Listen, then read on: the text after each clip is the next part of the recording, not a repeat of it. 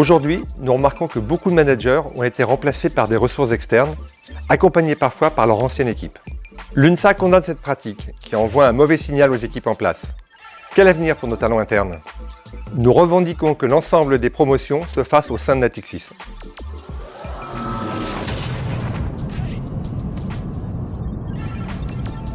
Sur le télétravail, ça a été une de nos principales préoccupations pendant la Covid, et nous avons été extrêmement actifs et leaders sur les négociations avec la direction. Et nous avons obtenu très vite les 2 jours de télétravail pour les services hors salle de marché. Sur les salles de marché, la direction nous a opposé un argument sur le risque opérationnel. Cet argument, nous le contestons. Nous revendiquons donc les mêmes droits pour les gens de salle de marché que pour les gens de back-office ou autres services, ainsi qu'une augmentation de la prime.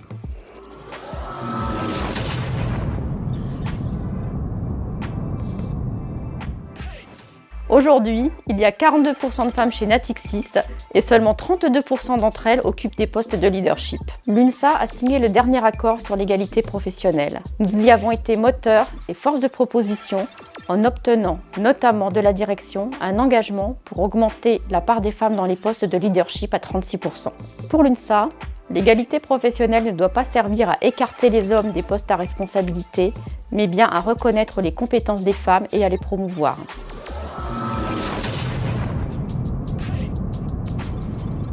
Aujourd'hui, on ne peut plus ignorer l'inflation. Elle touche tout le monde. Sur les produits alimentaires seuls, elle est déjà de 15%. Les augmentations salariales ne suivent pas. Alors, pour améliorer le pouvoir d'achat un tant soit peu, l'UNSA a des propositions concrètes. Nous faisons partie d'un groupe qui propose aux agences bancaires une multitude de services. Les salariés Natixis représentent un poids de 4000 clients potentiels. Ils devraient pouvoir bénéficier de conditions négociées sur les produits groupe. Souvenez-vous des taux de crédit immobilier auxquels nous avions accès, ou encore de l'agence collaborateur BPCE Yard qui nous proposait des assurances à tarifs privilégiés et un service incomparable.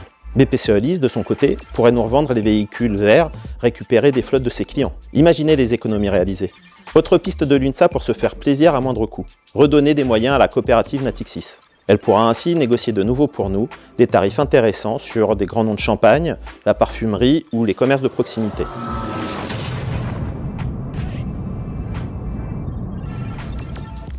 À l'UNSA, nous constatons que dans le cadre de départ à la retraite ou de mobilité, les salariés ne sont pas remplacés, ce qui génère, pour ceux qui restent, du stress et une charge de travail supplémentaire. La QVT perd de son sens, car parfois, certains salariés travaillent jusqu'à 22 heures. L'UNSA demandera la nomination d'un expert au CSE pour mener une enquête complète et objective sur la charge de travail.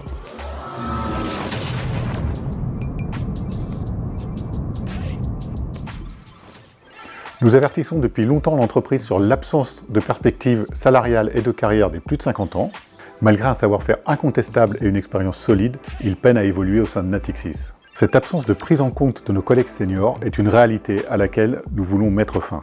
C'est pourquoi nous revendiquons la mise en place d'un accord senior qui permette à la fois l'égalité de chances sur la mobilité, mais également de vraies opportunités de promotion et d'augmentation de salaire.